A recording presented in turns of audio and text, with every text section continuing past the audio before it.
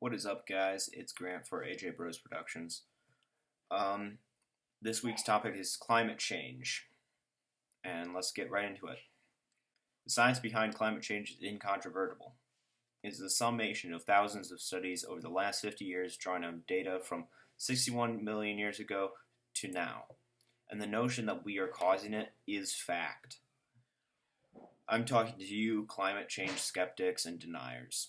I may be able to convince the skeptics with this video, but you deniers need to open up your mind and look at the facts. We've seen a 1.7 degree Fahrenheit average temperature increase across the globe since the beginning of the 20th century. And I know that you've heard of some places getting colder, but the large majority of places have gotten warmer. We've seen ocean levels rise by 6.7 inches in the last century, with that rate of increase doubling in the last decade. The top 700 meters, or 2,300 feet, of oceans have warmed by 0.3 degrees Fahrenheit since 1969. We have witnessed the massive decline of the Greenland and Antarctic ice sheets, Arctic sea ice, and glaciers. Extreme weather is more common now than it was 100 years ago. Oceans have acidified by 30% since the beginning of the Industrial Revolution. And spring snow cover has decreased over the past 5 decades, and the snow is melting earlier. Most climate scientists agree the main cause of the current global warming trend is human expansion of the greenhouse effect, warming that results when the atmosphere traps heat radiating from Earth towards space. Certain gases in the atmosphere block heat from escaping. Long-lived gases that remain semi-permanently in the atmosphere and do not respond physically or chemically to changes in temperature are described as foreseen climate change. Gases such as water vapor, which respond physically and or chemically to changes in the atmosphere, such as temperature changes, are seen as feedbacks.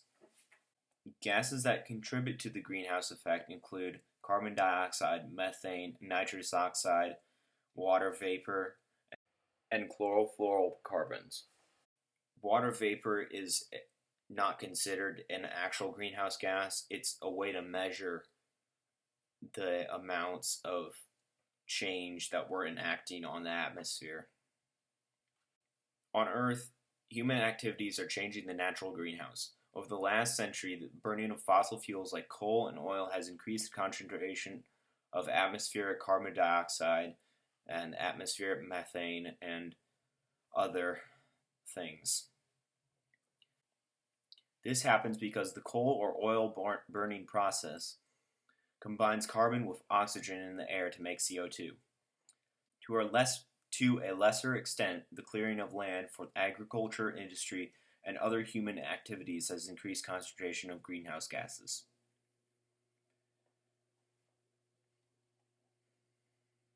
Now, there's been a lot of talk about the role of human activity in changing the climate, and this is to set the record straight. In its 5th assessment report, the Intergovernmental Panel on Climate Change, a group of 1,300 independent scientific experts from countries all over the world under the auspices of the United Nations, concluded there's a more than 95% probability that human activities over the past 50 years have warmed our planet. The industrial activities that our modern civilization depends on have raised atmospheric carbon dioxide levels from 280 parts per million to 400 parts per million in the last 150 years. We're currently at 407-ish parts per million. The panel also concluded that there's a better than 95% probability that human-produced greenhouse gases such as carbon dioxide, methane, and nitrous oxide have caused much of the observed increase in Earth's temperatures over the last 50 years. Now, it's reasonable to assume that natural causes have changed the climate, as they have in the past, but this is not the case. Solar irradiance, which determines the amount of sunlight that we get on our planet, which is the fundamental source of energy that drives our climate system, has not changed in the past 150 years. Studies have shown that solar variability has played a role in past climate changes. For example, a decrease in solar activity is thought to have triggered the Little Ice Age between approximately 1650 and 1850, when Greenland was cut off by ice from 1410 to the 1720s, and glaciers advanced in the Alps. But several lines of evidence show that current global warming cannot be explained by changes in energy from the sun. Since 1750, the average amount of energy coming from the sun either remained constant or increased slightly. If the warming were caused by a more active sun, then scientists would expect to see warmer temperatures in all layers of the atmosphere. Instead, they have observed a cooling in the upper atmosphere and warming at the surface and in lower parts of the atmosphere. That's because greenhouse gases are trapping heat in the lower atmosphere. Climate models that include solar irradiance changes can't reproduce the observed temperature trend over the past century or more without including a rise in greenhouse gases. Sorry for the dog in the background. That just happened, and I didn't have any control over it, so all's good.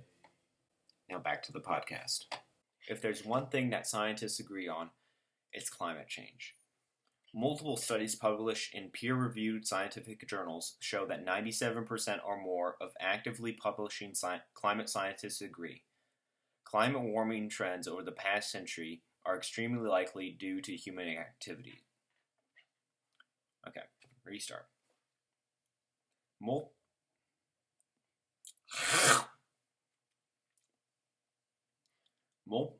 Multiple studies published in peer-reviewed scientific journals show that 97% or more of actively publishing climate scientists agree.